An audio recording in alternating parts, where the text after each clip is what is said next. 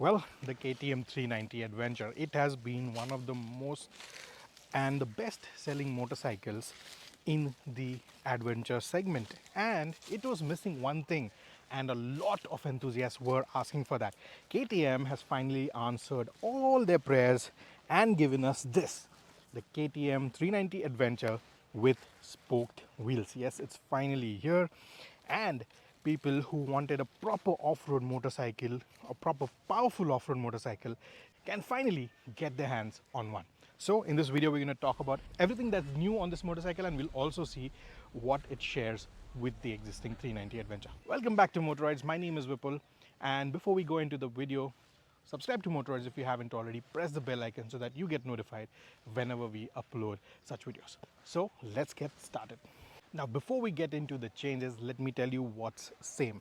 Now, if you look at the motorcycle as a whole, except for the alloy wheels or spoke wheels, everything remains the same. It has the same chassis, it has the same design, it has the same body panels, knuckle guards, headlamp cluster, the visor, the handlebar, everything remains the same. Even the switch gears are the same. So there's nothing to talk about there. But now this motorcycle costs 3,60,000 ex showroom, and as compared to the Adventure 390, which costs 3,38,000, this is 22,000 more expensive than the 390 Adventure with alloy wheels. So let me tell you what that 22,000 is going to buy you. Firstly, it's going to get you these spoked wheels. Now these are not steel spoked wheels, these are aluminum spoked wheels, and you get Metzeler Tourance tires, the same section, the same tire size. There's not a difference there. And you get this WP Apex front suspension, which is adjustable, and you can make all the adjustments right from here, and this is adjustable for up to 30 clicks. So you can get the best possible suspension for your riding conditions. So the front suspension is adjustable for 30 clicks for compression and 30 clips for rebound. It's a 43 USD open cartridge suspension fork. Now open cartridge keeps it cool and dissipates heat more properly so that you get better performance. Now at the rear you have a mono shock suspension and which is adjustable for 10 steps for preload, and it is adjustable for 20 clicks for rebound. So you can customize the suspension completely to get the right suspension dynamics. Now, KTM has also given some suggestive settings for your riding conditions. So for the compression, you can adjust it to 15 clicks for road or city riding, up to 17 clicks for touring with luggage, and 20 clicks for off-road or if you're riding on rocky surfaces. Similarly, for rebound, you can go 15 clicks for road and city riding, 20 clicks for road touring with luggage, and 10 clicks for off-road or rocky riding.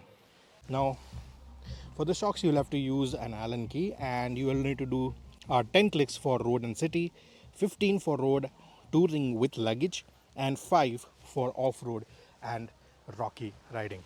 So those are the recommended settings. However, as a rider, you should be experimenting with the adjustments yourself, because depending on your weight, your riding styles, what suits you the best can be achieved with the n number of settings that this motorcycle offers. And the last thing that is different are obviously the graphics. So this is a bit different from the 390 Adventure, so that you know that this is not the regular 390 Adventure, and it is with the spoke wheels. Obviously the spoke wheels give it away. So yeah, front and back spoke wheels, adjustable suspension for front and rear, and a new graphic scheme. That's what is different. It has the same height and everything else remains the same. Now I've been able to spend a decent amount of time with this motorcycle, and let me tell you that I am very impressed.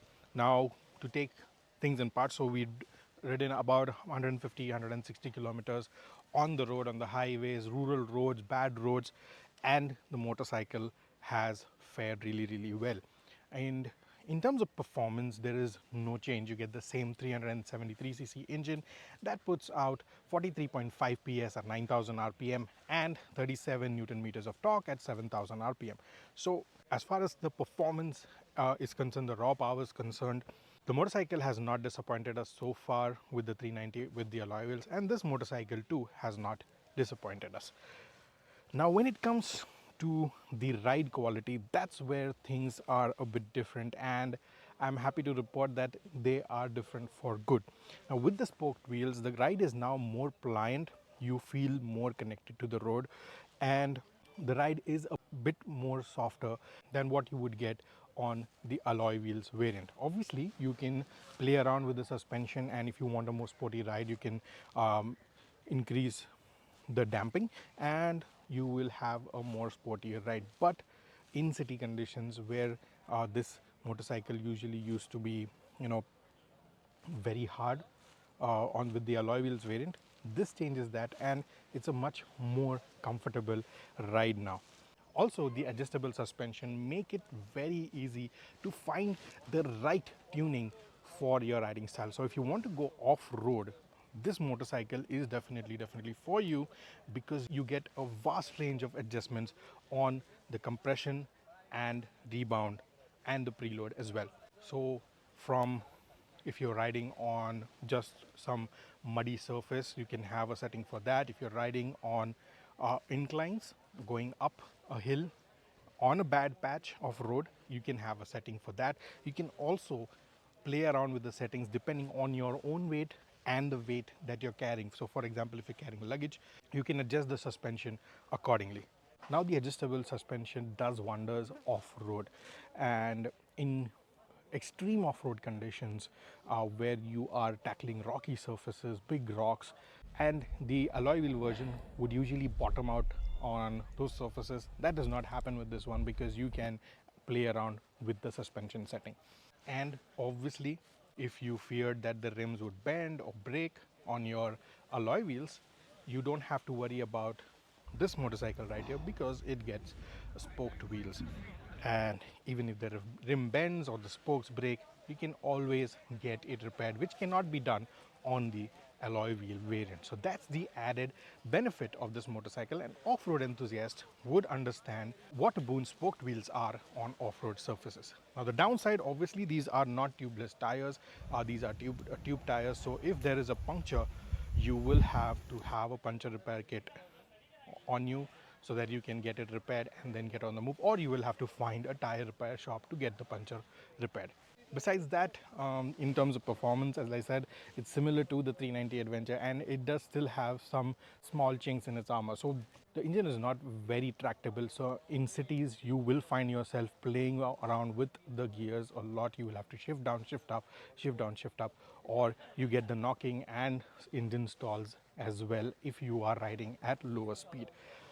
Besides that, overall, this is a very well put together motorcycle, and if you're someone who were looking at a complete off-road solution and a motorcycle that can do some touring as well, this is a very good option for you. And I will go ahead and say this is one of the best choices that you can have in the off-roading segment right now.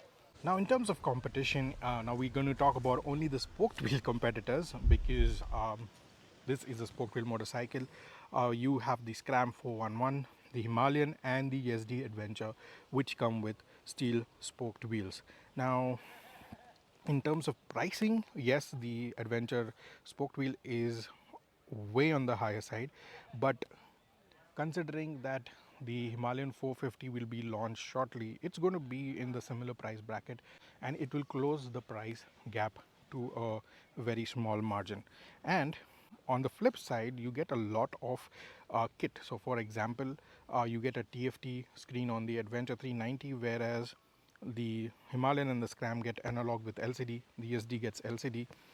You get LED headlamps only on the Adventure and the SD Adventure. Besides that, the KTM 390 gets ride-by-wire, riding modes, you get traction control, quick shifter plus, you also get cornering ABS, which are not available on the Scram, Himalayan or the SD Adventure. The Himalayan and the SD Adventure do get switchable ABS, which is also available on the 390 Adventure, and a slipper clutch is available only on the SD and the 390 Adventure. So as of today, the KTM 390 Adventure is one of the most tech loaded, feature loaded motorcycle, which is very powerful as well, and it is good to take on the road touring, and it is very good off the road as well. So if you're looking for a motorcycle where you want to spend your weekends off the road on a dirt track, you want to be jumping around on an off-road track, this is the motorcycle you should choose. Even for the daily commutes, it is a decently practical motorcycle, except for the lack of tubeless tires. So if you're willing to live with it, you can definitely go with this motorcycle. That being said, let us know if you have any questions, put them down in the comments below. Subscribe to Motorides if you haven't already. Press that bell icon so that you get notified whenever we upload our next video. This is Vipul signing off. I'll see you in the next one. Until then, rev hard, rev free, and ride safe.